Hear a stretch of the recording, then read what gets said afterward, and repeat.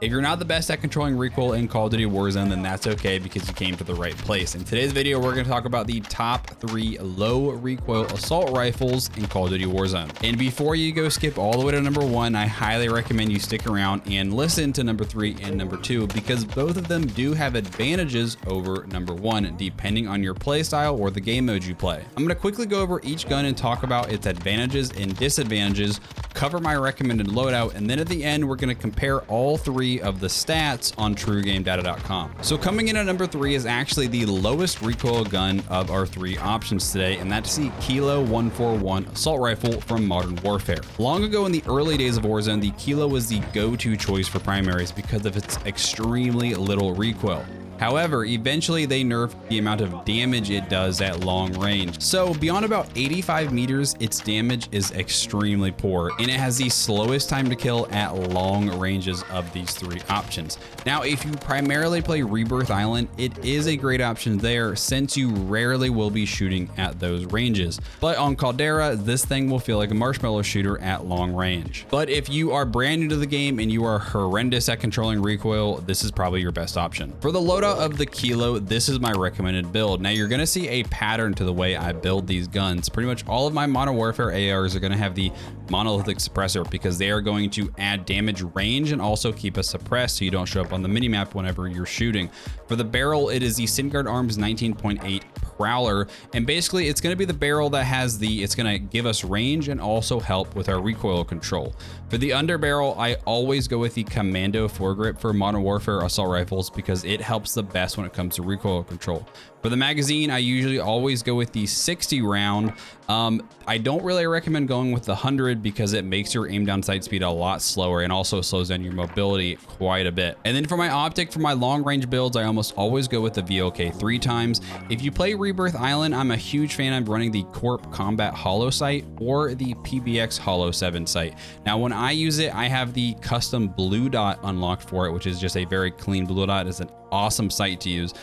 But if you don't have it, the default reticle is still a very good option. But if you want a little bit more clearer of a reticle, just go with the VLK 3 times. At number 2, we have the Grau 556, again from Modern Warfare. Now the Grau does have the most amount of recoil of our 3 choices today, but it's still very minimal compared to many of the other popular options. The Grau also has a significantly better time to kill at long range compared to the Kilo. Another big pro of the Grau is that with the Tempest Archangel barrel, it has arguably the cleanest iron sights in all of Warzone.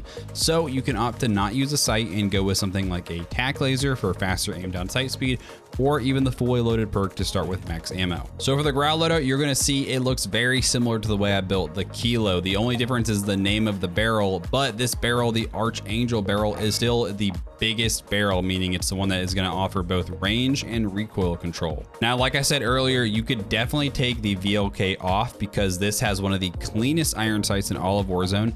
You'd go with the tac laser for a little bit faster aim down sight speed, better aiming stability, meaning the gun's going to sway less when you walk around.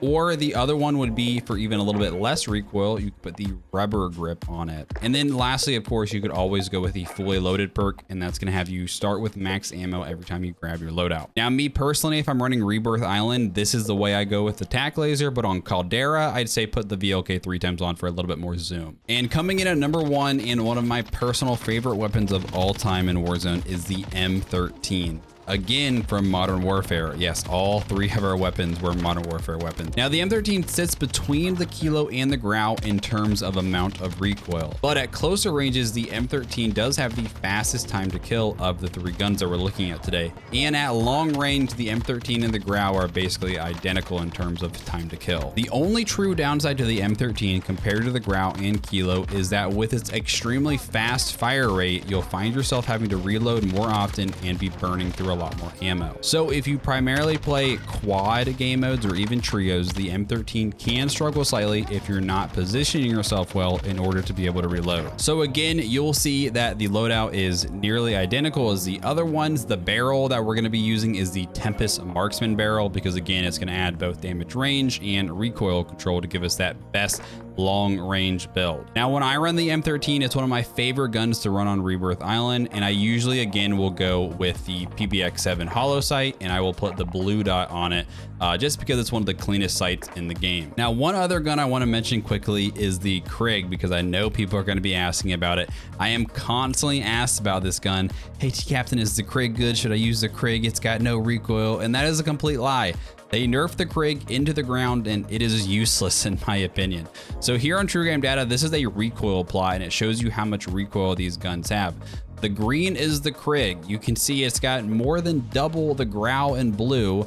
The Kilo's here in purple with very little, and then the M13 is here in orange, which kind of sits between the Kilo and the Grau. And one other thing for the Krig is its time to kill is not very good either. At close range, it's near the bottom of the pack for time to kill, and as well at mid range, it's very bad also. Now you'll see here in purple is the Kilo, and this is what I was talking about earlier, that at very long range, beyond about 86 meters here, it has horrible time to kill compared to everything else. Now in orange is the M13. Like I mentioned, it has the best time to kill up close, and it's basically tied at long range with the Grau here in blue. And another reason to why I feel like the M13 is probably the best one here is it also has the fastest aim down sight speed time between the three.